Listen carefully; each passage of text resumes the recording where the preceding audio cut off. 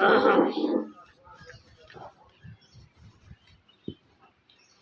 الحمد لله نحمده ونستعينه ونستغفره ونعوذ بالله من شرور أنفسنا ومن سيئات أعمالنا من يهده الله فلا مضل له ومن يضلل فلا هادي له وأشهد أن لا إله إلا الله وحده لا شريك له وأشهد أن محمدا عبده ورسوله. أعوذ بالله من الشيطان الرجيم. بسم الله الرحمن الرحيم. يا أيها الذين آمنوا اتقوا الله حق تقاته ولا تموتن إلا وأنتم مسلمون. يا أيها الناس اتقوا ربكم الذي خلقكم من نفس واحدة وخلق منها زوجها وبث منهما رجالا كثيرا ونساء واتقوا الله الذي تساءلون به والأرحام إن الله كان عليكم رقيبا. يا أيها الذين آمنوا اتقوا الله وقولوا قولا سديدا يصلح لكم أعمالكم ويغفر لكم ذنوبكم ومن يطع الله ورسوله فقد فاز فوزا عظيما. أما بعد فإن خير الحديث كتاب الله وخير الهدي هدي محمد صلى الله عليه وسلم وشر الأمور محدثاتها وكل محدثة بدعة وكل بدعة ضلالة وكل ضلالة في النار. أعوذ بالله من الشيطان الرجيم. بسم الله الرحمن الرحيم.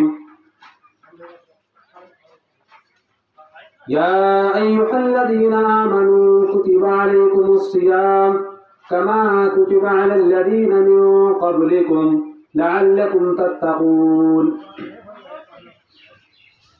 حاضرین جمعہ، محترم بزرگوں، نوجوان ساتھیوں، پیارے بچوں، گھروں کے اندر بیٹھ کر خطبہ جمعہ سن رہی خواتین، ہر قسم کی تعریف و توصیف، بڑائی و بزرگی، حمد و ثنا کی بریائی اللہ رب العالمین کے لیے لائق و مناسب ہے، جس نے ہم تمام لوگوں کو پیدا کیا۔ اس کے بعد اگر کوئی تعریف کے لائق ہے، کوئی ایسی ذات ہے جس کی حمد و ثنا کی جائے اللہ رب العالمین کے بعد، تو وہ ذات جناب محمد عربی صلی اللہ علیہ وسلم کی ہے۔ اللہ رب العالمین کا درود و سلام نازل ہو نبی کریم صلی اللہ علیہ وسلم پر۔ سامعین کرام، آج کے اس خطبہ جمعہ کے اندر آپ حضرات کے سامنے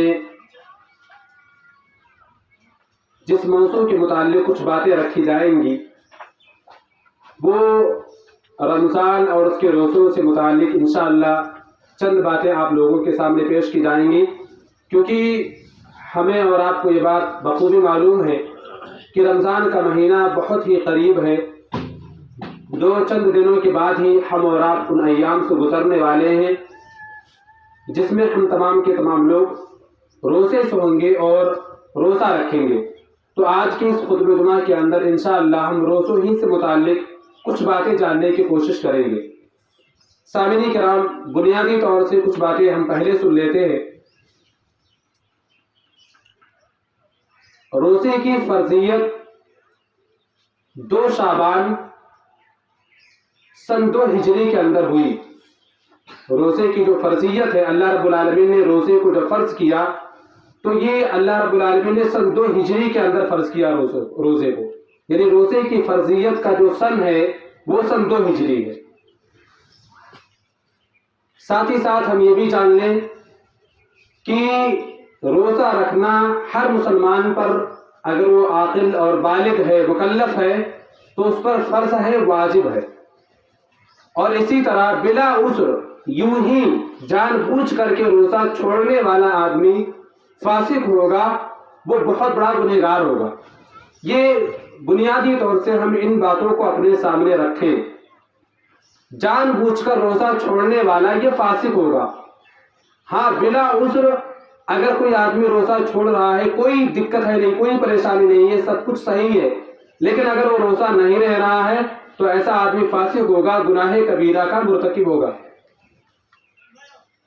سامعین کرام، روزے کا جو مطلب ہے، روزے کا جو مفہوم ہے وہ ہے کہ سحری سے لے کر کے سورج کے غروب ہونے تک کھانے پینے سے رک جانا، اور اسی طرح سے بیوی وغیرہ سے دور رہنا، اور یہ نیت ہو کہ ہم یہ جو دوری اختیار کر رہے ہیں، ہم جو کھانے پینے سے رک رہے ہیں، یہ یوں ہی نہیں رک رہے ہیں بلکہ ثواب کی نیت سے اللہ رب العالمین کے پاس اس کے اجر کی امید کرتے ہوئے رک جانا، اسی کو روزہ کہتے ہیں۔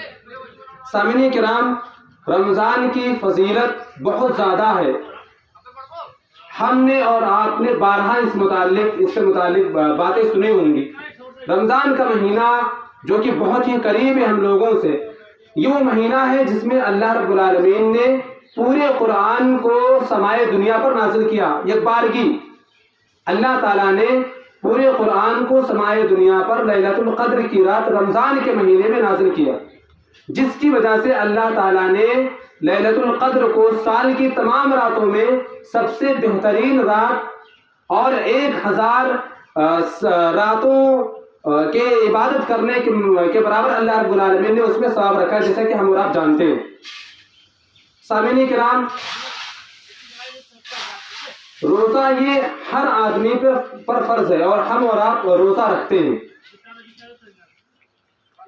لیکن آئیے ہم اور آپ یہ جانیں کہ ہم روزہ کس طرح سے رکھیں تاکہ ہمارا اور آپ کا روزہ یہ قبول ہو جائے اللہ رب العالمین کی بارگاہ میں۔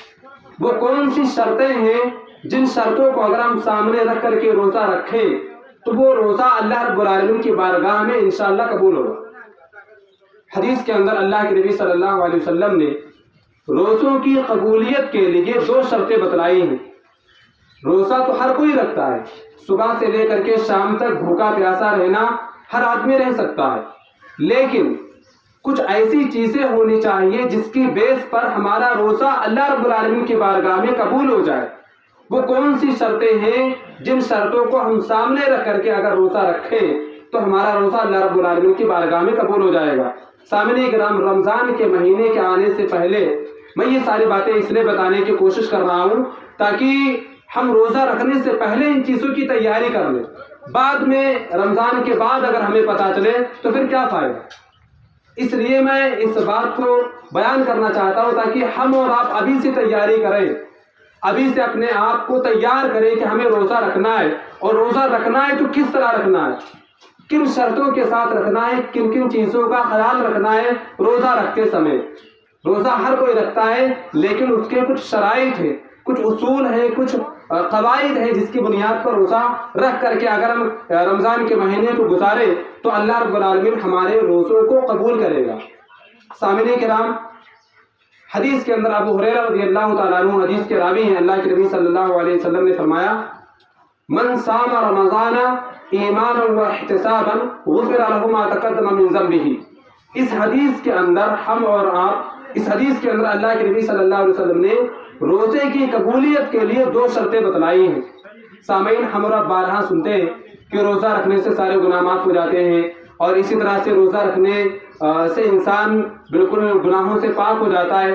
رمضان میں آدمی روزہ رکھتا ہے، گناہوں سے باز رہتا ہے، لیکن رمضان کے بعد ہم دیکھتے ہیں تو پھر ہمارے اور آپ کے اندر کوئی چینجنگ نہیں آتی ہے۔ رمضان سے پہلے ہم جس طرح تھے، بے نمازی تھے، نماز نہیں پڑھتے تھے، اسی طرح سے جو بھی گناہ ہم کرتے تھے رمضان سے پہلے، رمضان کے بعد بھی ہم وہ گناہ جاری رکھتے ہیں۔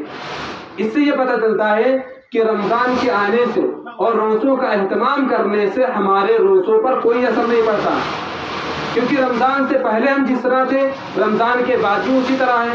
حالانکہ ہونا یہ چاہیے کہ رمضان میں روزہ رکھنے کے بعد، رمضان میں پورے 1 مہینے ٹریننگ لینے کے بعد ہماری اور آپ کی زندگی بدل جانی چاہیے، کچھ تبدیلی آنی چاہیے۔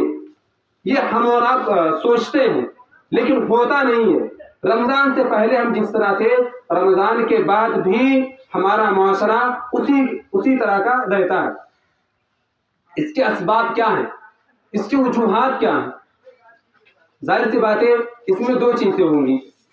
ہم روزہ رکھنے کے بعد بھی چینج نہیں ہوتے ہیں، معاشرہ ہمارا چینج نہیں ہوتا ہے، اس میں دو ہی چیزیں ہوں گی، یا تو روزہ رکھنا غلط ہے، روزہ رکھنے سے کوئی فائدہ نہیں، یا ہمارے اور آپ کے اندر کمی ہے، یا ہم اور آپ روزہ رکھنے میں کمی کرتے ہیں، دو ہی چیزیں ہو سکتی ہیں۔ اور یہ بات اظہر من الشمس ہے کہ روزہ یہ اللہ رب العالمین کی جانب سے نازل کردہ فرض کردہ ایک عبادت ہے، روزے کے اندر کوئی کمی نہیں ہو سکتی ہے، روزے کے اندر کوئی جھوٹ اور کذب کا شائبہ نہیں ہو سکتا ہے، کمی ہمارے اندر ہو سکتی ہے، روزے کو کما حق ہم ادا نہیں کریں گے، جس کی وجہ سے رمضان سے پہلے ہم جس طرح تھے رمضان کے بعد بھی ہماری حالت اسی طرح رہتی ہے۔ آئیے دیکھیں کہ وہ دو اسباب کیا ہیں، اور یہی دو اسباب اگر ہم صحیح سے کر لے جائیں تو یہی ہمارے روزوں کی قبولیت کے شرائط میں سے آ جاتے ہیں، ہمارے روزوں کی قبولیت کا انحصار انہیں پر ہو جاتا ہے۔ اللہ کے نبی صلی اللہ علیہ وسلم نے فرمایا من صام رمضان ایمانا واحتسابا غفر له ما تقدم من ذنبه، جو آدمی روزہ رکھے حالت ایمان میں اور حالت احتساب میں، یہ دو شرطیں ہیں، نمبر ایک ایمان، نمبر دو احتساب، اگر یہ دو چیزیں روزہ رکھتے سمے ہمارے اندر آ جائیں تو اللہ کے نبی صلی اللہ علیہ وسلم نے آگے اس کا ثمرہ بتلایا ہے غفر له ما تقدم من ذنبه، اگر یہ دو چیزیں ہم رکھ لیں تو ہمارے جو پیچھے گناہ ہم کر چکے ہوتے ہیں اللہ رب العالمین ان کو معاف کر دے گا۔ سامعین، اسی حدیث کو میں محور بنا کر کے کچھ باتیں رکھنے کی کوشش کروں گا۔ حالت ایمان میں روزہ رکھنا، یہ بات ہمیں اور آپ کو معلوم ہونی چاہیے کہ جتنی بھی عبادتیں ہیں اگر ہم انہیں انجام دیتے ہیں لیکن اگر ہم مومن نہیں ہیں، مسلمان نہیں ہیں، تو آپ جان لیں کہ ان عبادتوں کا، ان کاوشوں کا، ان محنتوں کا کوئی فائدہ نہیں ہے۔ اللہ رب العالمین نے روزوں کی قبولیت کے لیے، اور روزہ ہی نہیں جتنی بھی عبادتیں ہیں تمام عبادتوں کی قبولیت کے لیے ایمان کو شرط رکھا ہے۔ آدمی نماز ادا کرے لیکن مومن نہ ہو، مسلمان نہ ہو، اللہ اس کے رسول پر ایمان نہ ہو، کتابوں پر ایمان نہ ہو، بلکہ اس کا ایمان بتوں پر ہو، اسی طرح سے جادو پر ہو، اسی طرح سے باباؤں پر ایمان ہو، اگر اس طرح کا، اگر ہمارا عقیدہ صحیح نہیں ہے، اگر میں صاحب الفاظ میں کہوں کہ اگر ہمارا عقیدہ صحیح نہیں ہے تو پھر ان عبادتوں کا کوئی فائدہ نہیں۔ ہمارا ایمان صحیح ہونا چاہیے۔ عبادت کی قبولیت کے لیے پہلی شرط ایمان کا صحیح ہونا ہے، پہلی شرط عقیدے کا صحیح ہونا ہے، اللہ رب العالمین کے ساتھ شرک نہیں ہونی چاہیے، اللہ رب العالمین کے ساتھ کسی کو ہم شریک نہ بنائیں۔ اللہ رب العالمین واحد ہے، سب کچھ کرنے والا، سب کچھ دینے والا، لینے والا اللہ رب العالمین ہے، اس بات پر ہمارا ایمان ہونا چاہیے۔ ہمارا ایمان اگر درست ہے تو پھر عبادتوں کا فائدہ اور عبادتوں کا ثمرہ ہمیں ملے گا، ورنہ ہم ایک مہینہ روزہ نہیں پورے سال روزہ رکھتے جائیں، اللہ رب العالمین کے یہاں ایسے روزوں کی اور ایسے بھوکے رہنے سے کوئی فائدہ نہیں۔ ہم دیکھتے ہیں، ایک سوال کا جواب میں یہیں پر دیتا چلوں کہ جو کفار ہیں، جو کافر ہیں، مشرک ہیں، وہ بھی دنیا کے اندر اچھے اچھے کام کرتے ہیں۔ ہم نے دیکھا ہوگا دوسروں کی مدد کرتے ہیں، بھلائی کے کام کرتے ہیں، اور ہم بھی کرتے ہیں۔ ہمارے اور ان کے بھلائی کرنے میں فرق یہ ہے کہ وہ اگر کوئی اچھا کام کرتے ہیں، بھلائی کا کام کرتے ہیں، تو اللہ تعالیٰ انہیں اس کا بدلہ دنیا ہی کے اندر دے دے گا، آخرت کے اندر ان کا کوئی حصہ نہیں ہوگا۔ وہ کتنی بھی نیکیاں کر کے جائیں، کتنی بھی اچھائیاں کر کے جائیں، لیکن آخرت کے اندر اس کا کوئی حصہ نہیں ہوگا۔ کیوں؟ ان کا ایمان نہیں ہے، ان کا ایمان صحیح نہیں ہے۔ اللہ رب العالمین کے ساتھ 360 بتوں کی اور عبادت کرتے ہیں، کسی اور کو بھی اللہ رب العالمین کے ساتھ شریک مانتے۔ تو عقیدہ اگر صحیح نہیں ہے تو پھر عبادتوں کا کوئی فائدہ نہیں۔ یہ پہلی شرط ہے روزوں کی قبولیت کے لیے کہ ہمارا عقیدہ صحیح ہونا چاہیے، ہمارا ایمان صحیح ہونا چاہیے۔ دوسری شرط احتساب ہونا چاہیے۔ ہم روزہ رکھیں تو ہمیں اپنی زندگی کے اندر احتساب پیدا کرنا ہوگا۔ آپ سوچ رہے ہوں گے کہ احتساب کیا؟ احتساب کہتے ہیں کہ ماضی کے اندر، بھوت کال میں، پاسٹ ٹائم میں ہم جو گناہ کر چکے ہیں ان گناہوں سے ہم دور ہو جائیں اور آئندہ ان گناہوں کو ریپیٹ نہ کرنے کا پکا عزم و ارادہ کر لے، اسی کو احتساب کہتے ہیں۔ ماضی میں ہم جو گناہ کر چکے ہیں اسے آئندہ نہ کریں اور ان گناہوں سے اللہ رب العالمین سے توبہ کریں، اللہ رب العالمین سے معافی مانگے۔ یہ دو چیزیں سامعین اگر ہمارے روزوں کے اندر آ جائیں تو پھر ہمارے روزوں کا اثر رمضان کے بعد بھی دکھائی دے گا۔ اور ایک بات یاد رہے کہ توبہ کرتے سمے ہمیں 4 شرطوں کا خیال رکھنا چاہیے، 4 چیزوں کا خیال رکھنا چاہیے۔ توبہ یوں ہی قبول نہیں ہوتی ہے۔ توبہ کرتے سمے آدمی نے جو گناہ کیا ہے، پہلی شرط یہ کہ ماضی میں جو گناہ کر چکا ہے اس کو چھوڑ دے۔ دوسری شرط یہ ہے کہ حال میں فی الحال اس گناہ کو دوبارہ نہ کرنے کا پکا عزم و ارادہ کرے، اور آئندہ بھی اس گناہ کو نہ کرنے کا پکا عزم و ارادہ کرے، تب جا کر کے وہ توبہ اللہ رب العالمین کی بارگاہ میں قبول ہوتی ہے۔ یہ 3 شرطیں اللہ رب العالمین کے حقوق کے ساتھ ہیں۔ یعنی اگر ہم نے مان لو کہ ہم نے کبھی روزہ چھوڑ دیا جان بوجھ کر کے اور ہم پھر بعد میں پچھتائیں، تو پھر یہ ہونا چاہیے کہ ہم آئندہ روزہ نہیں چھوڑیں گے اور فی الحال روزہ رکھیں۔ یہ اللہ رب العالمین کے حقوق میں کوتاہی کی بنا پر ہے۔ اگر ہم کسی بندے کے حقوق میں کوتاہی کر جائیں، کسی کا حق مار لیں، کسی کو ستائیں، تو ایک توبہ کرتے سمے ایک اور شرط یہ ہے کہ ہم اس بندے کے پاس جا کر کے اس سے معافی مانگیں۔ کیونکہ اگر ہم 3 شرطیں اپنے سامنے رکھیں، بندے کے پاس اگر جا کر کے معافی نہ مانگے تو اللہ تعالیٰ اس کو معاف نہیں کرتا ہے۔ اللہ تعالیٰ اپنے حق کو معاف کر دے گا، لیکن جو بندے کا حق ہے اللہ تعالیٰ اسے معاف کرنے والا نہیں ہے، بلکہ بندہ ہی اسے معاف کرے گا۔ سامعین، رمضان کا مہینہ بالکل قریب ہے۔ ہمیں اور آپ کو بالکل چوکس اور چوکنا ہو جانا چاہیے، اپنے گناہوں سے توبہ کرنا چاہیے۔ اسی طرح ہم جو بھی گناہ کر چکے ہیں ان تمام گناہوں سے توبہ کریں۔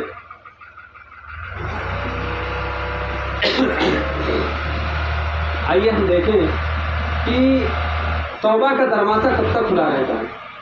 سامعین، توبہ کا دروازہ تو وقت کے آنے سے پہلے کھلا ہے۔ سب سے پہلا یہ کہ سورج مشرق سے نہ نکل کر کے جب مغرب سے نکلنے لگے تو توبہ کا دروازہ بند ہو جائے گا۔ جب سورج مشرق سے نہ نکل کر کے مغرب سے نکل پڑے تو پھر توبہ کا دروازہ بند ہو جائے گا، توبہ قبول نہیں ہوگی۔ ہم اور آپ کتنی بھی توبہ کریں، اب ہمارے ذہن میں یہ بات آئی ہوگی کہ ابھی تو یہ وقت بہت دور ہے، سورج کا مغرب سے نکلنا ابھی بہت ٹائم باقی ہے، یہ قیامت کی نشانیوں میں سے۔ آئیے ہم دیکھیں کہ ہمارے اور آپ کے لیے توبہ کا دروازہ کب تک کھلا ہوا ہے۔ ابن ماجہ کی حدیث سے اللہ کے نبی صلی اللہ علیہ وسلم نے فرمایا کہ ان اللہ لا يقبل توبۃ العبد ما لم يغرغر، اللہ تعالیٰ بندے کی توبہ قبول کرتا رہتا ہے جب تک کہ وہ گرگرے کی حالت میں نہ آ جائے۔ اب ہم دیکھیں کہ غرغرہ کسے کہتے ہیں۔ غرغرہ کہتے ہیں کہ کسی مریض کے منہ میں کوئی پتلی چیز ڈالی جائے، کوئی بہنے والی کوئی سیال چیز، جیسے پانی ہے، دودھ وغیرہ ہے، مریض کے منہ میں کوئی سیال چیز، پتلی چیز ڈالی جائے اور وہ مریض آدمی اپنی کمزور زبان سے اس پتلی چیز کو اپنے منہ میں گھمائے پھرائے، اپنے منہ میں اس چیز کو گھمائے پھرائے مگر حلقوم سے نیچے نہ اتار سکے، یہ غرغرے کی حالت ہے۔ اس حالت میں پہنچ جانے کے بعد توبہ کا دروازہ ہمیشہ کے لیے بند کر دیا جاتا ہے۔ اس حالت میں اگر آدمی توبہ کرے، اس حالت میں اگر مریض آدمی توبہ کرے تو اللہ تعالیٰ کو اس توبہ کی کوئی ضرورت نہیں ہے، اللہ تعالیٰ ایسے آدمی کی توبہ کو قبول نہیں کرے گا۔ سامعین، ابھی ہم تندرست ہیں، ابھی ہم توانا ہیں، ابھی ساری چیزیں ہمارے پاس موجود ہیں، رمضان کا مہینہ ہمارے بالکل سر پر ہے، ہم اللہ رب العالمین سے توبہ کریں۔ ماضی میں جو گناہ ہم کر چکے ہیں ان تمام گناہوں سے اللہ رب العالمین سے توبہ کریں۔ رمضان کے مہینے میں خصوصی طور پر اس چیز پر توجہ دی جائے۔ کیونکہ ہمیں جس طریقے سے یہ نہیں معلوم ہے کہ ہمیں موت کب آئے گی، کسی کو نہیں پتا ہے، اسی طرح سے یہ بھی نہیں پتا ہے کہ ہمارے لیے توبہ کا دروازہ کب بند ہو جائے۔ ہمیں یہ نہیں پتا ہے کہ ہمارے لیے توبہ کا دروازہ کب بند ہو جائے، اس لیے ہمیں توبہ کرنے میں بالکل تاخیر نہیں کرنی چاہیے، بلکہ اللہ رب العالمین سے جلد از جلد اپنے گناہوں کی توبہ کرنا چاہیے۔ ہم بارہا دیکھتے ہیں گاڑی سے آتے جاتے سمے بہت سارے لوگ بیمار ہوتے ہیں، ہارٹ کے پیشنٹ ہوتے ہیں، ہارٹ اٹیک آ جاتا ہے، فوراً مر جاتے ہیں، ان کو گرگرے میں جانے کا موقع ہی نہیں ملتا، انہیں یہ بات آتی ہی نہیں ہے کہ ہمیں توبہ بھی کرنا ہے۔ نوجوانوں کو دیکھا جائے گاڑی سے جا رہے، روڈ ایکسیڈنٹ ہو جائے، ٹرک کے نیچے آ جاتے، مر جاتے۔ سامعین، ہمیں جس طریقے سے یہ نہیں پتا ہے کہ ہماری موت کب آئے گی، اسی طریقے سے میں یہ کہہ سکتا ہوں کہ ہمیں یہ بھی نہیں پتا ہے کہ ہمارے لیے توبہ کا دروازہ کب بند ہو جائے۔ اس لیے ابھی وقت ہے ہم اپنے گناہوں سے توبہ کریں۔ رمضان کا مہینہ بالکل قریب ہے، رمضان کے مہینے میں کثرت کے ساتھ ہم توبہ کا اہتمام کریں، اللہ رب العالمین سے اپنے گناہوں کی معافی مانگیں۔ سامعین، بات یہ چل رہی تھی کہ روزوں کی قبولیت کے لیے شرطیں کیا ہیں۔ سب سے پہلی شرط یہ ہے کہ ہمارا عقیدہ صحیح ہونا چاہیے۔ دوسری شرط یہ ہے کہ ہماری زندگی میں روزہ رکھتے سمے احتساب ہونا چاہیے، ہم روزہ رکھیں، گناہ جو ہم کر چکے ہیں اس کو چھوڑ دیں، اس سے توبہ کریں، حال میں گناہ نہ کریں، اور آنے والے وقت میں بھی اس گناہ کو دوبارہ نہ کرنے کا عزم و ارادہ کریں، یہ ہے احتساب۔ سامعین، ایک اور سوال اٹھتا ہے کہ ایک آدمی ہے جو روزہ رکھتا ہے، سحری کرنے کے بعد شام تک کوئی آدمی کھانا نہیں کھاتا ہے، پانی نہیں پیتا ہے، اسی طرح سے ہر وہ چیز جو روزوں کو توڑ دے اس سے دور رہتا ہے، لیکن ایک خرابی اس آدمی کے اندر ہے۔ کون سی خرابی؟ گالی دیتا ہے دوسروں کو، دوسروں سے جھگڑے کرتا پھرتا ہے، روزہ رہتا ہے لیکن یہ بات ذہن کے اندر رہے، وہ روزہ رہتا ہے لیکن روزہ رہتے ہوئے جھوٹ بولتا ہے، گالی دیتا ہے، مکاری کرتا ہے، تو ایسے آدمی کے روزے کے کیا حکم ہے؟ کیا اس کا روزہ ہو جائے گا؟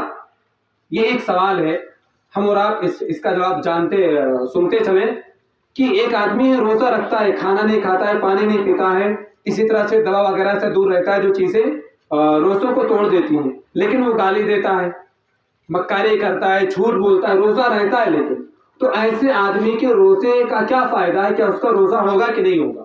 یہ ایک سوال ہے۔ سامعین، اگر کوئی آدمی روزہ رکھتا ہے، کھانا نہیں کھاتا، پانی نہیں پیتا، لیکن دوسروں کو گالی دیتا ہے، جھگڑا کرتا ہے کسی اور سے، جھوٹ بولتا ہے، تو ایسے آدمی کے روزے کی مثال بالکل اس انڈے کی طرح ہے جو انڈا اندر سے بینڈا ہو جائے۔ ہم نے انڈا دیکھا ہوگا، ایک انڈا ہوتا ہے جو بالکل صحیح ہوتا ہے، اندر سے بھی صحیح ہوتا ہے، باہر سے بھی صحیح ہوتا ہے، لیکن ایک انڈا وہ ہوتا ہے جو اندر سے خراب ہوتا ہے لیکن اوپر سے بہت اچھا دکھتا ہے، اوپر سے دیکھنے میں کوئی آدمی نہیں کہہ سکتا ہے کہ یہ انڈا خراب ہے، ہم نے بینڈا انڈا دیکھا ہوگا۔ تو ایسے آدمی کے روزوں کی مثال جو روزہ رکھے لیکن کسی کو گالی دے، جھوٹ بولے اور چھوٹے چھوٹے گناہ کرتا پھرے، تو ایسے آدمی کا روزہ حقیقی روزہ نہیں ہے۔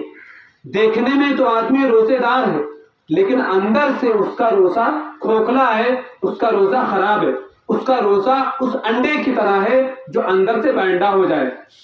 تو ہمیں اور آپ کو روزہ رکھتے سمے ان چیزوں کا بھی پاس و لحاظ رکھنا ہوگا، گالی نہیں دینا ہے کسی کو، اسی طرح سے جھوٹ نہیں بولنا ہے، جھوٹ تو پورے سال نہیں بولنا چاہیے، لیکن رمضان کے مہینے میں روزہ رکھتے سمے ان روزوں کی قبولیت کے لیے ان چیزوں کو ہم اور بھی سامنے رکھیں۔ سامعین کرام، ایک اور چیز ہم جانتے چلیں سحری اور افطار کے تعلق سے، حضرت ہم نے دیکھا ہوگا کہ ہم بارہا دعائیں کرتے ہیں، رمضان میں دعائیں کرتے ہیں، رمضان سے پہلے بھی نماز پڑھتے سمے دعائیں کرتے ہیں۔ آپ نے موبائل کے اندر دیکھا ہوگا امام حرمین دعا کرتے ہیں، لوگ رو رو کر پیچھے آمین بولتے ہیں لیکن دعائیں قبول نہیں ہو رہی ہیں، چاہے وہ رمضان کا مہینہ ہو یا غیر رمضان ہو، لوگ دعائیں کرتے ہیں لیکن دعائیں قبول نہیں ہو رہی ہیں۔ اس کے اسباب کیا ہیں؟ سامعین کرام، آئیے ہم دیکھیں کہ ہم جو دعائیں کرتے ہیں اللہ رب العالمین کی بارگاہ میں وہ دعائیں قبول کیوں نہیں ہوتی؟ لوگ رمضان میں دعا کرتے ہیں، ہم نے دیکھا ہوگا بارہا، آپ کو بھی تجربہ ہوگا، آپ نے بھی کئی مرتبہ دعائیں کی ہوں گی لیکن دعائیں قبول نہیں ہو رہی ہیں۔ اس کے اسباب کیا ہیں؟ اللہ کے نبی صلی اللہ علیہ وسلم نے ایک مرتبہ یہ آیت کریمہ تلاوت کی کہ کلوا من طیبات ما رزقناکم، زمین کے اندر اللہ رب العالمین نے جو آپ کو پاکیزہ روزی دی ہے اسے کھاؤ۔ حضرت عبادہ بن صامت رضی اللہ تعالیٰ عنہ ایک بہت بڑے صحابی رسول ہیں، وہ کھڑے ہو گئے اور کہا اللہ کے نبی صلی اللہ علیہ وسلم آپ میرے لیے یہ دعا کر دیں کہ میں اللہ رب العالمین سے جو بھی دعا کروں اللہ تعالیٰ میری اس دعا کو قبول کر لے۔ اللہ رب العالمین سے آپ یہ دعا کر دیں کہ میں جو بھی دعا کروں اللہ تعالیٰ میری اس دعا کو قبول کر لے، میری کوئی بھی دعا آسمان سے رد نہ ہو، ریجیکٹ نہ ہو، میری ہر دعا اللہ رب العالمین کی بارگاہ میں قبول ہو جائے۔ یہ ریکویسٹ، یہ اپیل حضرت عبادہ بن صامت رضی اللہ تعالیٰ عنہ نے اللہ کے نبی صلی اللہ علیہ وسلم سے کی۔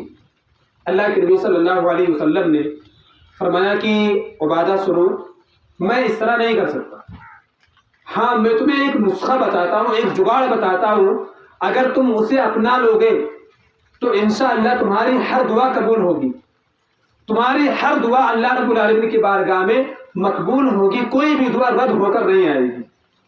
اللہ کے نبی صلی اللہ علیہ وسلم نے فرمایا کہ عبادہ تم صرف اپنی روزی پاک کر لو، اتم مت آنا کا، عبادہ تم اپنی روزی پاک کر لو، تمہاری اگر روزی پاک ہے، اگر تم حلال روزی کھا رہے ہو تو انشاءاللہ تمہاری ہر دعا اللہ رب العالمین کی بارگاہ میں قبول ہوگی۔ اس کے بعد اللہ کے نبی صلی اللہ علیہ وسلم نے فرمایا کہ وہ آدمی جو ایک لقمہ حرام کا اپنے پیٹ کے اندر داخل کرتا ہے 40 دن تک اس کی نماز قبول نہیں ہوتی، 40 دن کی عبادتیں قبول نہیں ہوتی ہیں۔ اور وہ جسم جو حرام کھا کر کے پلا بڑھا ہو، وہ جسم جس کے گوشت اور پوشت کی نشو و نما حرام روزی سے ہوئی ہو، وہ جسم کل قیامت کے دن اللہ رب العالمین اس جسم کو جہنم کے اندر ڈالے گا۔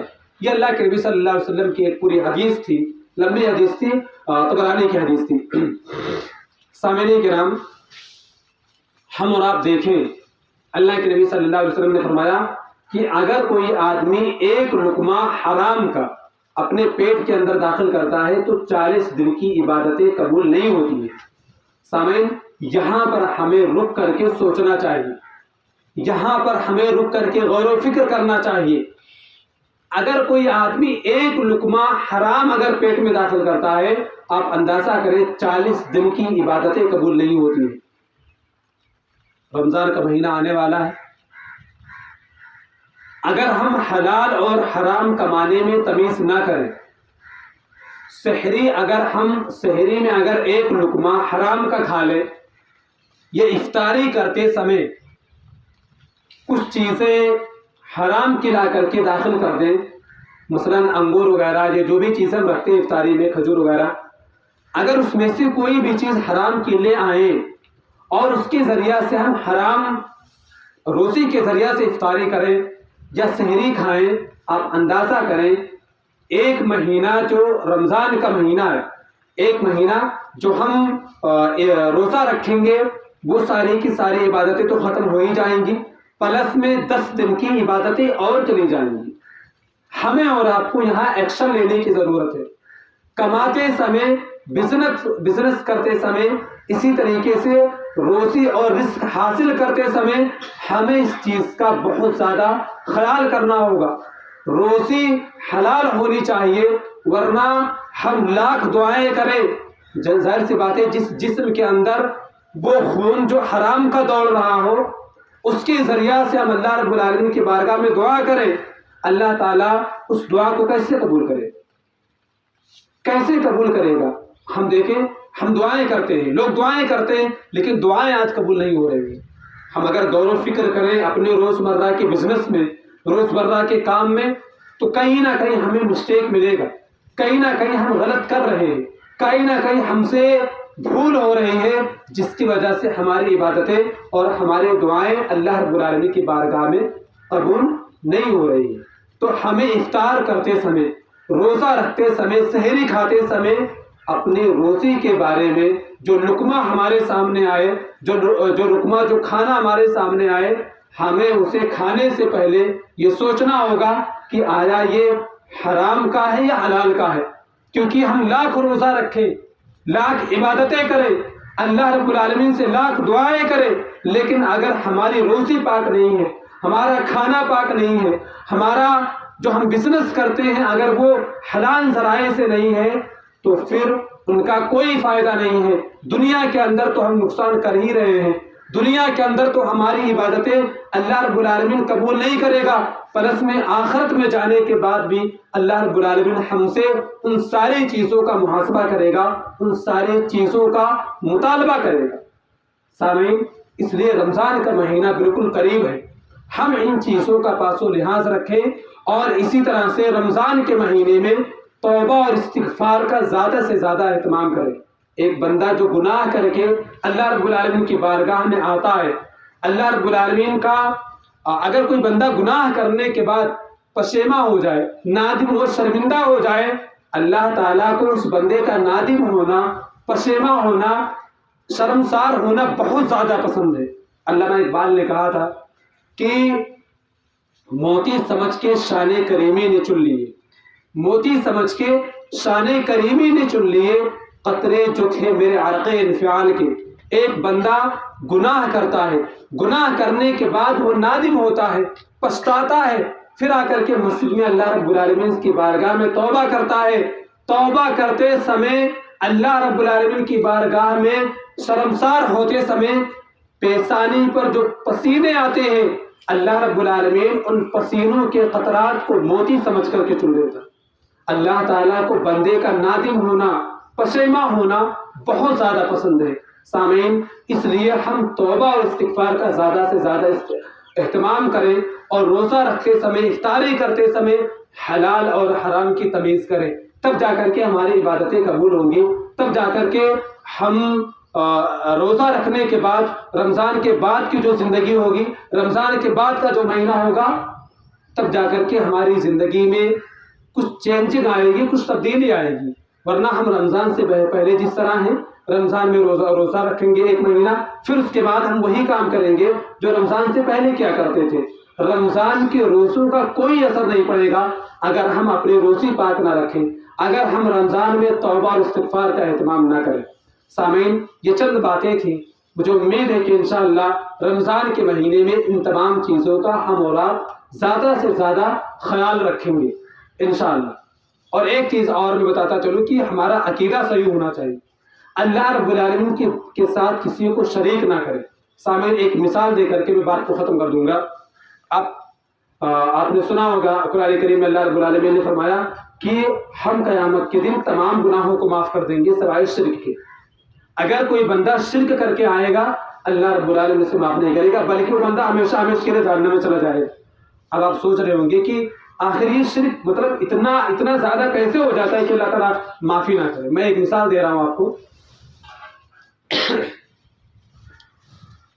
اللہ رب العالمین نے ہمیں اور آپ کو پیدا کیا، ساری کی ساری چیزیں اس نے مہیا کی، ہمیں زندگی دی، ہمیں زندہ رہنے کے لیے سانس عطا کی۔ سانس کی قیمت آپ جا کر کے ہاسپٹل میں اندازہ لگائیں، آکسیجن کتنا مہنگا ہوتا ہے اگر کوئی آدمی بیمار ہو۔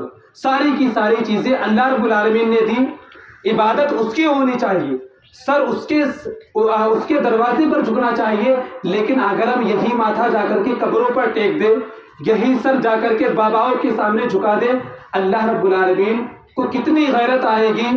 آپ اس کی مثال سمجھیں، آپ نے شادی کی، مثال کے طور سے شادی ہو گئی، بیوی آپ کے گھر آئی، اب اگر اس بیوی کا افیئر، آپ کی بیوی کا افیئر کسی اور سے ہو جائے، سارا پیسہ آپ نے خرچہ کیا ہے، کھانا آپ کھلاتے ہیں، کپڑا آپ لے کر آتے ہیں، ساری کی ساری چیزیں آپ مہیا کرتے ہیں، لیکن وہی عورت اگر غداری کر جائے، اس کا تعلق کسی اور سے ہو جائے، کیا کوئی شوہر اگر غیرت مند ہے کیا اس عورت کو برداشت کرے گا؟